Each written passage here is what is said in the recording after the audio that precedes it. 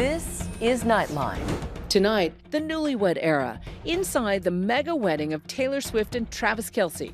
How the love story singer turned Madison Square Garden into a garden party. It really was intimate. Our own GMA anchors were there as the wedding singers Adam Sandler and he loves somebody else. You just can't win. turned wedding officiant. Taylor and Travis's wedding is practically a royal wedding. Celebrity guests posting on social media like J-Lo and Niecy Nash. Travis, Taylor, the bets are on the way. So what's next for the superstar newlyweds?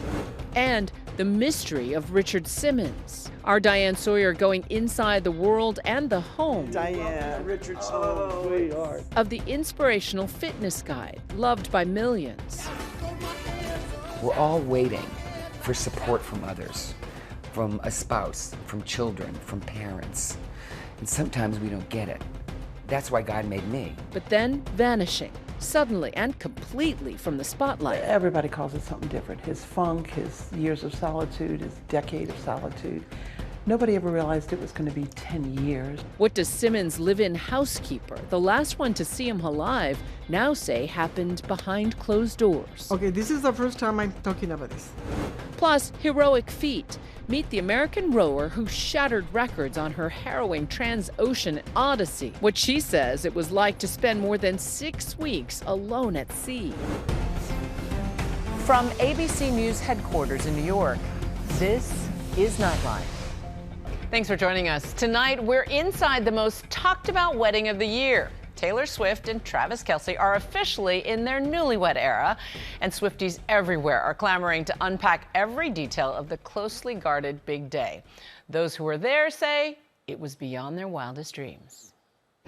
Today is my close and personal friend, Taylor Swift's wedding day. Swifties are still rejoicing. During her 20-minute vows, she sang to Travis, Soaking in every detail of what some describe as the ultimate fairy tale wedding. As Taylor Swift and Travis Kelce said "I do" before a star-studded crowd of nearly 1,000 guests. Bradley Cooper, Karlie Kloss, and Camila Cabello all seen heading to the event.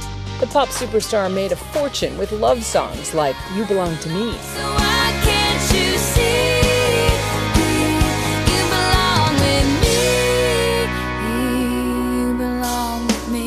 and "Love Story." Writing the next chapter in her own love story, officially becoming Mrs. Travis Kelce and letting the world know. Taylor and Travis's wedding is practically a royal wedding. I mean, people have been paying so much attention to both of them for such a long amount of time that the level of attention, the level of visibility, the level of interest really is similar to something like William and Kate's wedding in 2011. Details from the top secret July 3rd ceremony slowly trickling out.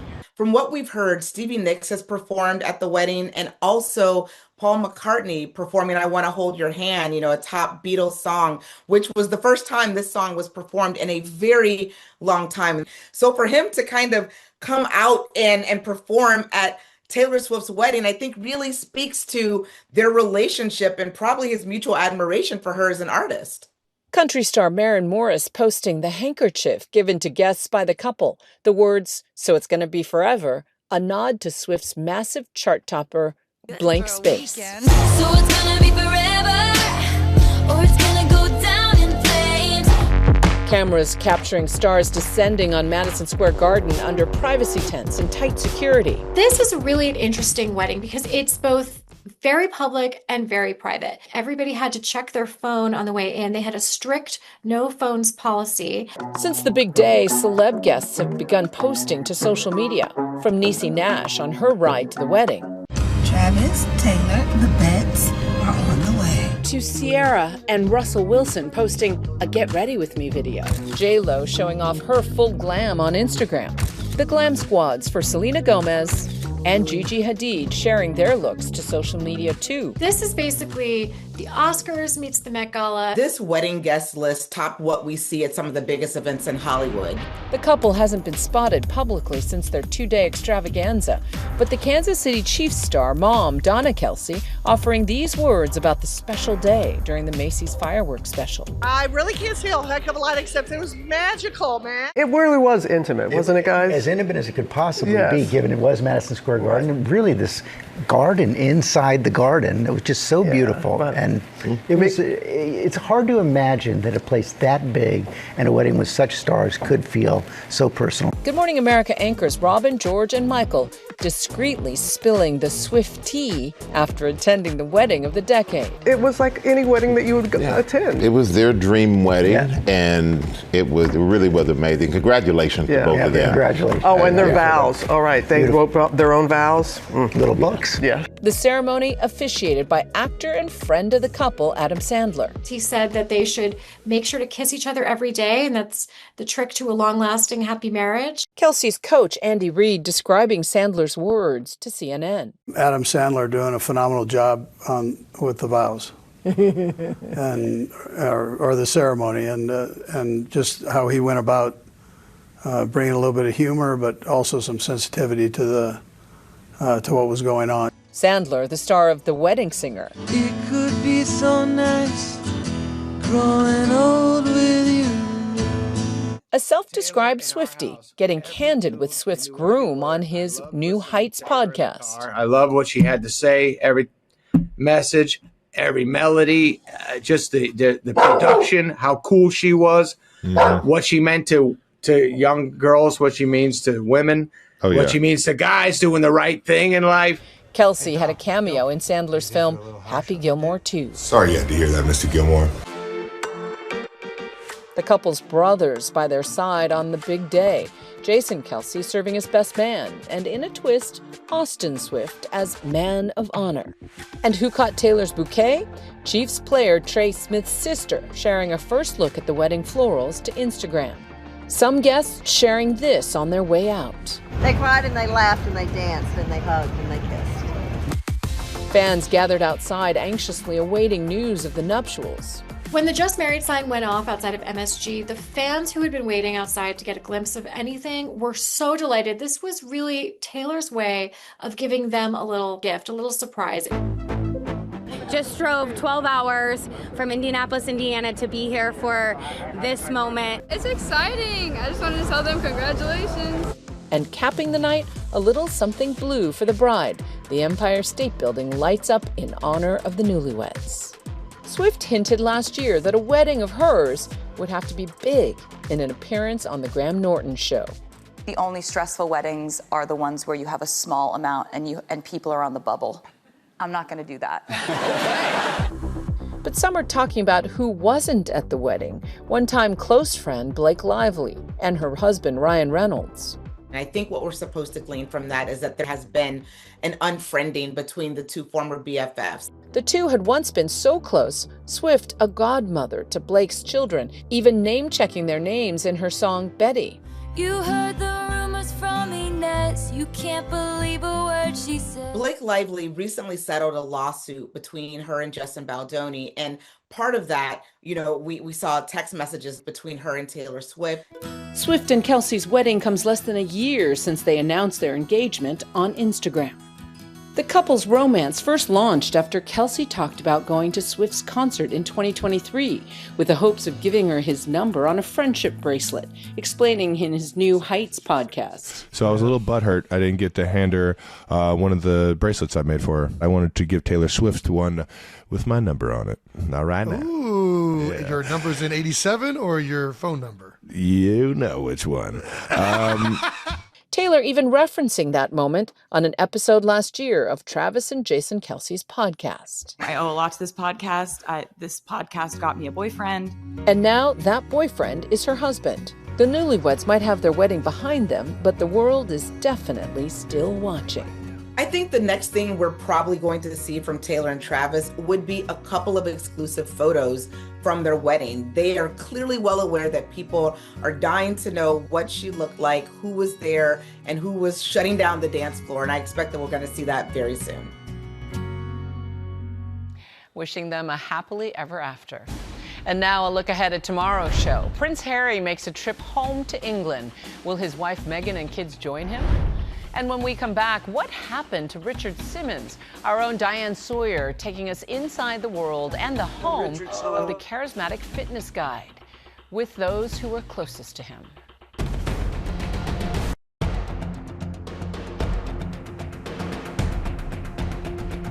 Welcome back. Diane Sawyer is about to take us inside the mystery of Richard Simmons with the people who knew him best. To the world, the fitness guide seemed electric, magnetic, and infused with positivity. But when news came of his passing after suddenly disappearing from the public eye in the last decade of his life, millions of fans were left with only questions about the man who meant so much to so many. Here's another look.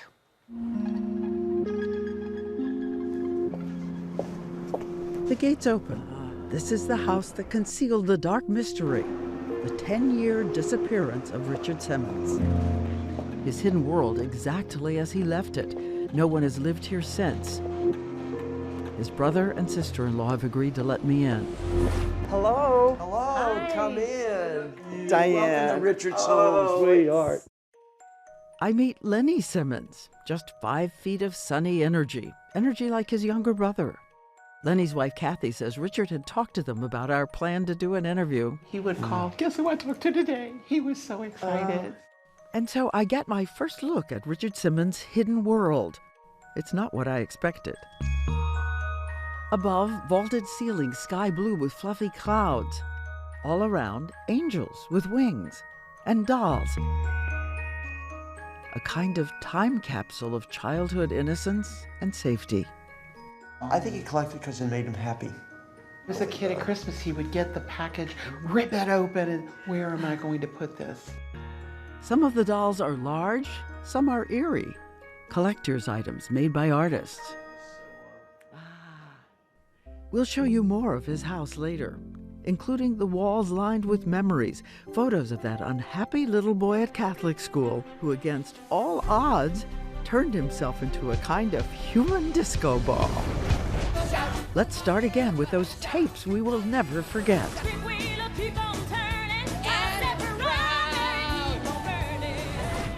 Sweatin' to the Oldies would gross more than $200 million, smashing records.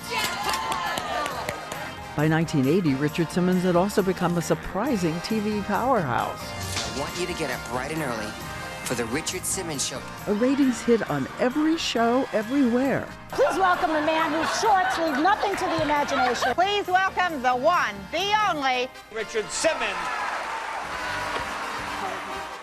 We're going to be going door to door, talking to people about various things, and look who I brought with me. Come on. Hi. There you go.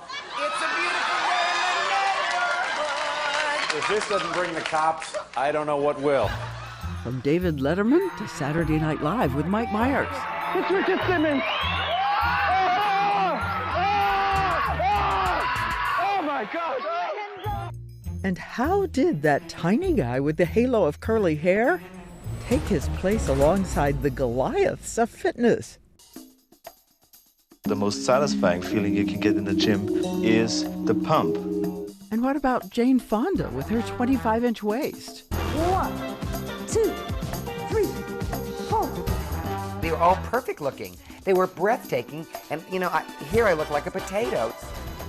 A potato with a potent superpower. Look at the dancers behind Jane Fonda. Now, look at the dancers behind Richard Simmons. He was inviting everyone to the party, to dance like you would have at the high school prom you may have missed. It was his mission to give people of all sizes enough hope to fight their way back to health. Like the little girl who puts a prom dress on and comes down the stairs, she just wants someone to tell her she looks pretty. We're all waiting for support from others, from a spouse, from children, from parents. And sometimes we don't get it. That's why God made me. And when Richard Simmons showed up in small towns across America, thousands of people stormed the mall, covered by local news. His longtime manager and friend Michael Catalano traveled with him. 4,000 people? Yes, and he loved it because it was free. Everyone was welcome. You know, Richard was about inclusivity way before it became popular. I mean, he wanted everyone to participate. How many people here exercised this morning? Raise your hand.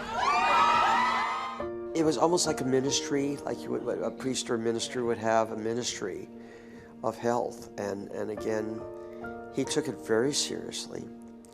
Maybe I can help other people. Maybe this is the mission that God has for me. For decades, Simmons would be a one-man Ozempic, tirelessly helping Americans lose an estimated 3 million pounds. How much? 50 pounds. 85. 20 pounds. 41. 100. 204 pounds. And then, in 2014, something strange happens. Richard Simmons goes inside his house and vanishes from the world. Where in the world is Richard Simmons? The fitness celebrity reportedly hasn't been seen by even his closest friends for years. Something dark seems to take hold, making him afraid to be seen by the outside world. Everybody calls it something different. His funk, his years of solitude, his decade of solitude. Nobody ever realized it was going to be 10 years. What was it? We tracked down the people who know what really happened in that decade. Why, once, when he emerged for a hospital visit, he was shielded by a blanket. Why he would hide if strangers came into the home. Why he forbade anyone from taking a picture of him, so that when the baby squirrels and skunks come to the door to be fed, they are looking at him, but we can't. Was it vanity? Was it fear? A kind of phobia taking over? And his house manager, at his side for 36 years, sits down with us to speak. Teresa confirms that sometimes she would take him out of the house for a drive and a walk, but he was in complete disguise. Oh, he do a very different costume. Sometimes he be a clown, sometimes he be a woman. Nobody knows what's him. And then later we go in the car, and I take him out of the city so we can see the new buildings, the new stuff.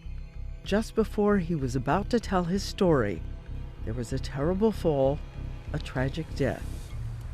Fitness guru Richard Simmons has died in Los Angeles just one day after turning 76. When I come here, then I saw him on the floor. Okay, this is the first time I'm talking about this. Our thanks to Diane. And when we come back, meet the amazing woman who rode her way into the record books, what she says was the scariest part of the journey.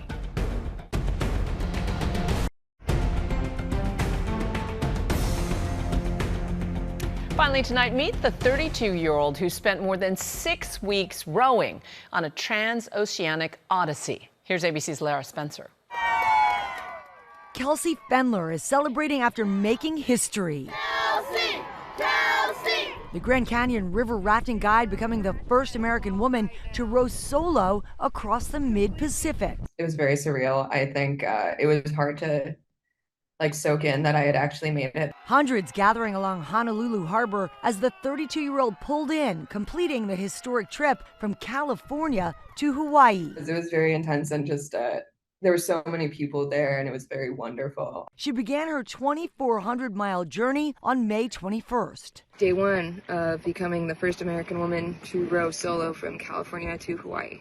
Arriving in just 43 days, 17 hours, and 55 minutes. You can see land over there. That's Oahu right there. Appearing to break the speed record for both men and women. I didn't expect to get in that early, but I picked up a lot of speed at the very end because there was some good current going into Honolulu. Pfendler telling us her quest served as a reminder of the power of Mother Nature. I was definitely scared at points.